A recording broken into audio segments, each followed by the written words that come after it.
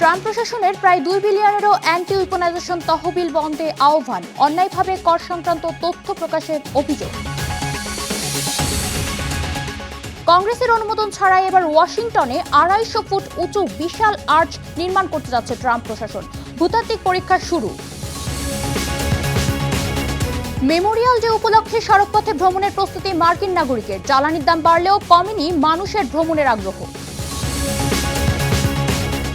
এবং ওপিটি জালিয়াতিতে যুক্তরাষ্ট্রের আন্তর্জাতিক শিক্ষার্থীদের নাম। 10,000 শিক্ষার্থী ও নিয়োগদাতার বিরুদ্ধে অনিয়মের অভিযোগে তদন্ত শুরু। উত্তর আমেরিকার রাজনীতি, অর্থনীতি, অভিবাসন ও আন্তর্জাতিক সম্পর্কের সর্বশেষ খবর নিয়ে আপনাদের জন্য আরটিভির বিশেষ পরিবেশনা আমেরিকান রাউন্ডআপ। আপনাদের সঙ্গে আছি আমি জেরিন নবী।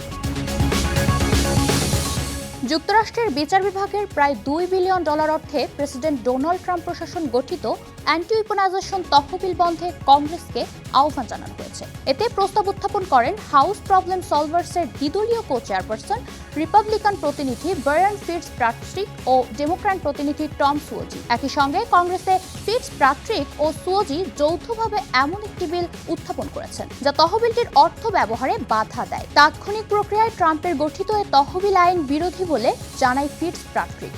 আর সুওজ এক বক্তব্যে বলেন, রিপাবলিকানদের উচিত ডেমোক্র্যাটদের সঙ্গে যোগ দেওয়া এবং কংগ্রেসের ক্ষমতা ব্যবহার করে এ তহবিল বন্ধ করা। বাইডেন প্রশাসন আমলে প্রেসিডেন্ট ও তার পরিবারের কর সংক্রান্ত তথ্য অন্যায়ভাবে প্রকাশের অভিযোগে 2025 সালের জানুয়ারি মাসে মামলাটি করেছিলেন ট্রাম্প নিজেই।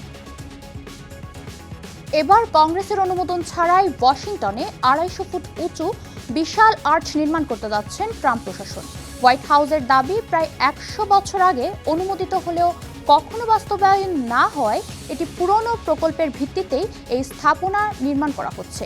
যুক্তরাষ্ট্রের স্বাধীনতার 250 বছর পূর্তি উপলক্ষে ওয়াশিংটনে এ বিশাল আর্চ নির্মাণের পরিকল্পনা হাতে নিয়েছে প্রেসিডেন্ট ডোনাল্ড ট্রাম্প। প্রস্তাবিত স্থাপনা তৈরি করা হবে কলম্বিয়া আইল্যান্ডের মেমোরিয়াল সার্কেলে, যা ন্যাশনাল পার্ক সার্ভিস পরিচালিত একটি সংরক্ষিত এলাকা।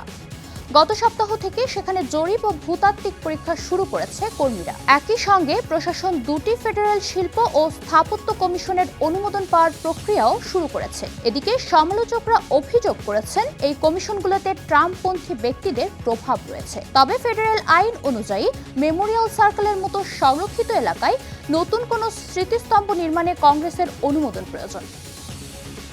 মেমোরিয়াল ডে উপলক্ষে লাখো মার্কিন নাগরিক সড়কপথে ভ্রমণের প্রস্তুতি নিচ্ছেন।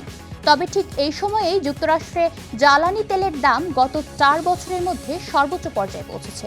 সম্প্রতি প্রকাশিত এএএ এর তথ্য অনুযায়ী দেশজুড়ে প্রতি গ্যালন গ্যাসের গড় দাম দাঁড়িয়েছে $4.55, যা গত বছরের একই সময়ের তুলনায় প্রায় 42% বেশি। সাম্প্রতিক মাসগুলোতে ইরান যুদ্ধের কারণে বৈশ্বিক তেল সরবরাহ ব্যাহত হওয়ায় জ্বালানির দাম দ্রুত বেড়েছে। বর্তমান ওয়াশিংটন, আলাস্কা সহ 6টি অঙ্গরাজ্যে গ্যাসের গড় দাম $5 বেশি। আর ক্যালিফোর্নিয়ায় প্রতি গ্যালন গ্যাসের দাম পৌঁছেছে $6.13, যা দেশটির মধ্যে সর্বোচ্চ। এএএ এর পূর্বাভাস অনুযায়ী মেমোরিয়াল ডে ছুটিতে প্রায় 4 কোটি মানুষ গাড়িতে ভ্রমণ করবেন, যা গত বছরের তুলনায় বেশি। সংস্থাটির ট্রাভেল বিভাগের ভাইস প্রেসিডেন্ট স্টেসি বারবার বলেন, জ্বালানির দাম বাড়লেও মানুষের ভ্রমণের আগ্রহ কমেনি। ভারতের প্রধানমন্ত্রী নরেন্দ্র মোদীর প্রশংসা করলেন মার্কিন প্রেসিডেন্ট ডোনাল্ড ট্রাম্প। তিনি নিজেকে মোদীর বড় ভক্ত উল্লেখ করে বলেন, ভারত যা চাইবে তাই পাবে। যুক্তরাষ্ট্রের স্বাধীনতার ঘোষণার 250তম বার্ষিকী উপলক্ষে দিল্লিতে আয়োজিত এক অনুষ্ঠানে ফোনে সরাসরি যুক্ত হয়ে এসব বলেন ডোনাল্ড ট্রাম্প।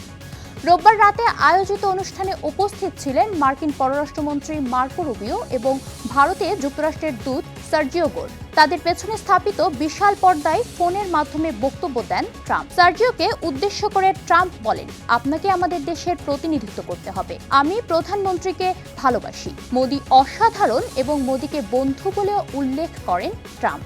নিজ দেশের অর্থনীতি ও শেয়ার বাজারের প্রশংসা করে ট্রাম্প দাবি করেন, যুক্তরাষ্ট্র বর্তমানে রেকর্ড গড়ছে। একই সঙ্গে তিনি মার্কো রুবিওকে যুক্তরাষ্ট্রের ইতিহাসের সেরা পররাষ্ট্রমন্ত্রী বলেও উল্লেখ করেন। অনুষ্ঠানে ভারতের প্রধানমন্ত্রী নরেন্দ্র মোদীকে শুভেচ্ছা জানান ট্রাম্প। এবার অপশনাল প্র্যাকটিক্যাল ট্রেনিং বা ওপিটি কর্মসূচির জালিয়াতিতে নাম এসেছে যুক্তরাষ্ট্রের আন্তর্জাতিক শিক্ষার্থীদের। মার্কিন যুক্তরাষ্ট্রে F1 ভিসায় পড়ুয়া শিক্ষার্থীদের একটি বিশেষ সুবিধা হলো এই ওপিটি। এর মাধ্যমে শিক্ষার্থীরা তাদের মেজর বা পড়াশোনার সঙ্গে সম্পর্কিত কাজে 12 থেকে 36 মাস পর্যন্ত বৈধভাবে কাজ করার সুযোগ পান। তবে এই ওপিটি কর্মসূচি নিয়ে তদন্ত শুরু করেছে যুক্তরাষ্ট্র। তদন্তে প্রায় 10,000 বিদেশি শিক্ষার্থী ও সংশ্লিষ্ট নিয়োগদাতাদের বিরুদ্ধে অনিয়মের অভিযোগ উঠেছে। ফলে যুক্তরাষ্ট্রে পড়াশোনা শেষে কাজের সুযোগ পাওয়া নিয়ে নতুন অনিশ্চয়তা তৈরি হয়েছে। যুক্তরাষ্ট্রের অভিবাসন ও শুল্ক প্রয়োগকারী সংস্থা এই তদন্ত পরিচালনা করছে। সংস্থাটি বলছে, ওপিটি কর্মসূচির মাধ্যমে ব্যাপক জালিয়াতি ও অপব্যবহারের প্রমাণ মিলছে। তদন্তকারীরা আরও জানান, কিছু প্রতিষ্ঠানের সঙ্গে শত শত শিক্ষার্থীর নাম যুক্ত থাকলেও বাস্তবে সেখানে কার্যক্রমের প্রমাণ মেলেনি। একটি প্রতিষ্ঠানের দাবি ছিল সেখানে মাত্র 3 জন ওপিটি কর্মী রয়েছেন, কিন্তু নথিপত্রে প্রায় 500 শিক্ষার্থীর সংশ্লিষ্টতা পাওয়া গেছে। যুক্তরাষ্ট্রের ক্যালিফোর্নিয়া অঙ্গরাজ্যের অরেঞ্জ কাউন্টিতে একটি রাসায়নিক কারখানায় বিষাক্ত রাসায়নিকের একটি ট্যাঙ্ক নিয়ে উদ্বেগ তৈরি হয়েছে। এটি যে কোনো সময় ফেটে বা বিস্ফোরিত হয়ে বিপর্যয় ঘটাতে পারে বলে আশঙ্কা করছেন স্থানীয়রা।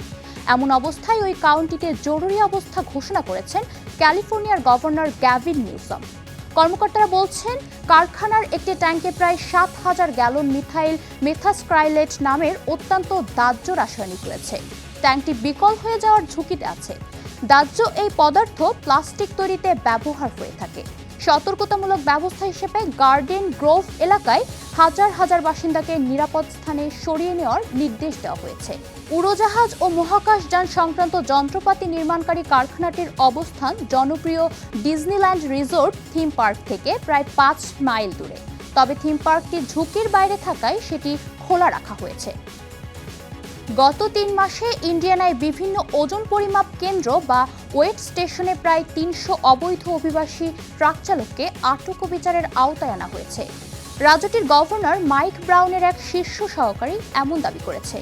গভর্নরের সহকারী টনি ফোরারো জানান, মাত্র 90 দিনের মধ্যে অন্তত 283 জন অনথিভুক্ত চালককে ট্রাক চালানোর সময় শনাক্ত করা হয়েছে। অর্থাৎ প্রতিদিন গড়ে 3 জনের বেশি চালককে ট্রাক থেকে নামানো হয়েছে বলে জানান তিনি। এছাড়া এসব চালকের বিরুদ্ধে আইন প্রয়োগ করে তাদের বিরুদ্ধে ব্যবস্থা নেওয়ার কথাও নিশ্চিত করেন গভর্নর মাইক ব্রাউনের শীর্ষ সহকারী। তবে ঠিক কোন আইনে এসব চালকের বিরুদ্ধে ব্যবস্থা নেওয়া হয়েছে তা স্পষ্ট করেননি তিনি।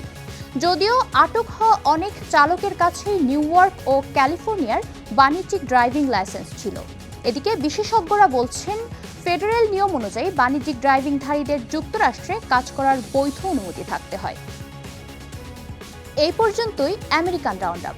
উত্তর আমেরিকার গুরুত্বপূর্ণ আপডেট পেতে আরটিভির সাথেই থাকুন। মতামত জানান আরটিভির সামাজিক যোগাযোগ মাধ্যমে। সবাই ভালো থাকুন।